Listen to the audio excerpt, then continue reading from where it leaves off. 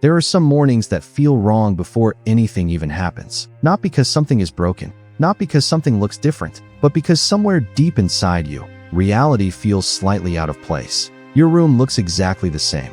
The ceiling, the walls, the faint light entering through the window, it all feels familiar. Even the silence of the morning feels ordinary at first. But as you lie there, staring into that silence, you begin to notice something unusual about it. It doesn't feel like the peaceful kind of quiet you're used to. It feels heavier, almost like it carries weight, like it is pressing down on the moment itself. You don't move immediately.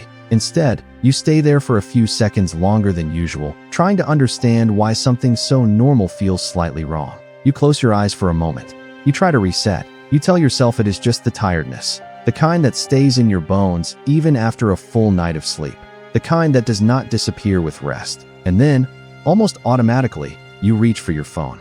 The screen lights up in your hand. No notifications, no messages, no missed calls. At first, your mind accepts it without resistance. Quiet mornings happen. People get busy. There is nothing unusual about a phone being silent. But as you continue looking at the screen, something begins to feel off. It is not just that there are no messages. It is the complete absence of any interaction. No signs that anyone has tried to reach you. No evidence that you exist within anyone else's attention. And that is when the first thought appears, quietly but clearly. What if this silence means something? You sit up slowly, pushing the thought away almost immediately. It feels irrational. Overthinking. The kind of unnecessary anxiety that comes from reading too much into simple things. You place the phone down and look around your room again, as if expecting something else to confirm that everything is normal. Everything looks the same. Nothing has changed. And yet, the feeling does not disappear. It stays there, just beneath your thoughts, like something waiting to be understood. Like a word you cannot remember, but can almost feel on the tip of your tongue.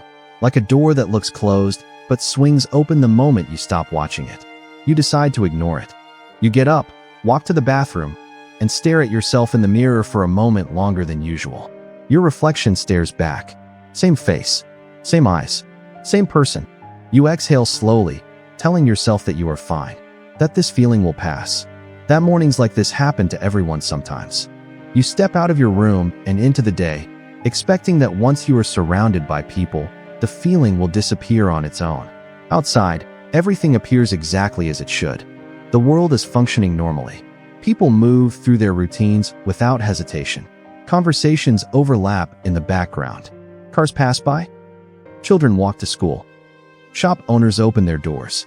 Life continues in its usual rhythm, indifferent and unstoppable. But as you observe it more carefully, something begins to feel different. It is not something you can see. It is something you feel. A slight distance between you and everything else. As if there is a thin layer of glass separating you from the world. As if you are not fully inside the moment. As if you are observing life rather than participating in it. Every sound feels slightly muffled. Every color feels slightly faded. Every person feels slightly too far away, even when they are standing right beside you. Then you see someone familiar. A face you recognize instantly. Someone who should recognize you just as quickly. Someone you have known for years. And for the first time since you woke up, you feel a small sense of relief. This is your confirmation. This is where everything goes back to normal. You walk toward them, your steps steady, your mind beginning to relax. You greet them casually, the same way you always do. The same tone, the same familiarity, the same assumption that this moment will be like every other moment you have shared with them. They stop, not abruptly, not dramatically, but in a way that feels unfamiliar. Their expression shifts into something you cannot immediately understand. Confusion, but not the kind of confusion that comes from distraction. Not the kind that fades after a second when the brain catches up. This confusion is deeper. It is the kind that comes from absence. From reaching into a place where a memory should be and finding nothing there. They look at you carefully, as if trying to place you within their memory.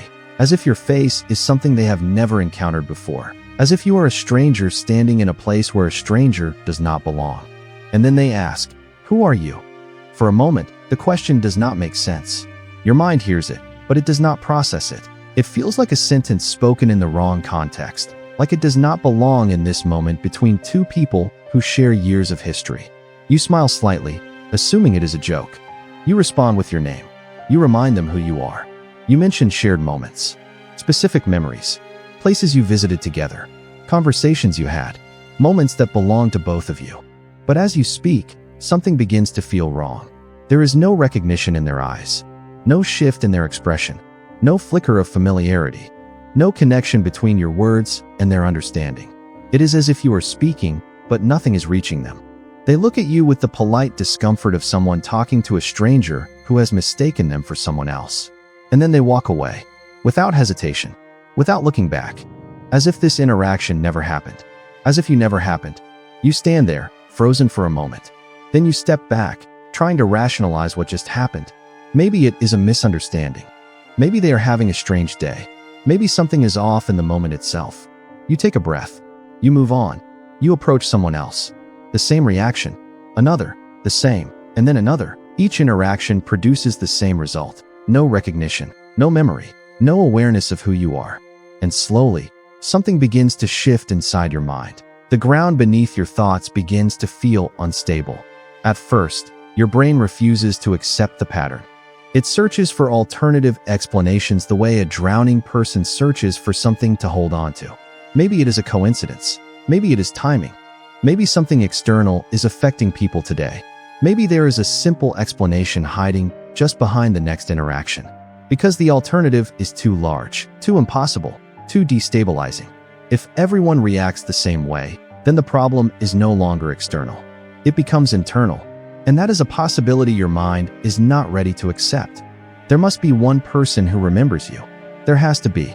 And immediately, your mind finds that person. Your mother. You take out your phone again. Your movements are slower now, more deliberate. Your fingers feel slightly numb as you scroll through your contacts. You find her name, and you press call. The phone rings. Once, twice. And with each ring, you feel a fragile sense of hope building inside you. Because this connection cannot break. This relationship cannot disappear. A mother does not forget her child. This is the one thing that proves you exist. The one bond that was formed before memory, before language, before the world even had the chance to write your name anywhere. She answers. Her voice is familiar, comforting, exactly the way it has always been. And for a brief moment, everything feels stable again. The glass between you and the world feels thinner. The distance feels smaller. You exhale slowly, and for the first time all morning, something in your chest loosens. You speak. Mom, it's me. There is a pause. But this pause is different from all the others. It is longer, heavier, uncertain in a way that feels final. As if the silence itself is trying to prepare you for something your mind is not ready to receive. And then she asks, "Who is this?" In that moment, something fundamental inside you breaks. Not dramatically, not with noise, but quietly, the way a bone fractures under slow and steady pressure. The way something important collapses without warning, without sound, without giving you the chance to catch it before it falls. You try to explain. You repeat your name. You remind her. You describe memories only the two of you share. The specific kind, the private kind, the kind that cannot belong to a stranger. But nothing changes. There is no recognition, no emotional response, no connection. And then she says, "I think you have the wrong number." The call ends. And with it, something inside you collapses completely. You stand there, holding the phone, unable to move. Because something larger than memory has just been disrupted. Not just recognition, not just relationship, something deeper. Identity, connection, existence itself. You begin to question something you have never questioned before. What makes a person real? Is it their physical presence? The weight of their body in space? The sound of their breath? The warmth of their skin? Or is it the recognition they receive from others? The way their name lives inside someone else's mind? The way their absence is noticed? The way their presence creates a response in the world around them? Because at this moment, you are physically present. But socially, mentally, emotionally, you do not exist. You are here, but you are not part of anything. You go back home, not out of choice, but out of instinct. Because home should have answers. Proof, something that confirms your reality. You begin searching every drawer, every shelf, every corner of every room. Photos, documents, old letters, birthday cards, school certificates. Anything that proves you were here. Anything that holds the shape of your existence outside of your own mind. But there is nothing, no evidence, no trace, no confirmation. Your memories remain clear, Detailed, undeniable. You can feel them. You can walk through them like familiar rooms. Every detail intact. Every emotion preserved exactly as it was. But they exist only in your mind. And that creates a contradiction too large to ignore. If your memories are real, but the world has no record of them, then what are they? Proof or illusion? Are memories enough to confirm that something happened? Or do they require the world's agreement to become real?